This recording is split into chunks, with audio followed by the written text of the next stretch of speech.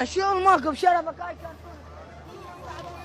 كنا نصعدها ب 3000 ب 2000 دينار، قاموا يصعدوها ب 1000 دينار، قاموا يصعدوها ب 1000 دينار، وطابق ثالث ورابع شي يصعدها هاي شي يصعدها؟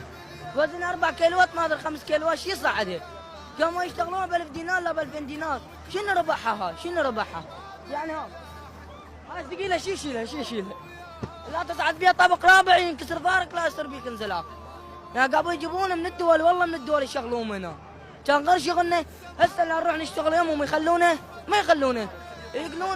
يقولون هاي منطقتنا طلعوا منها هاي ايران الا تروح بيها تشتغل ما يخلوك تشتغل. اكو هاي اشكال بنغلاديش ايرانيين حتى هنود قاموا يجون هنا.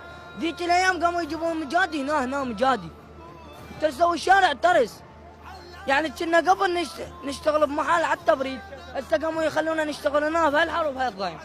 يعني الله يرضى محمد نشتغل بالضيم والحر، والبنغلاديش يضرب عليهم السبلت يضرب عليهم ليش؟ يجون من هناك من الدول على مود هنا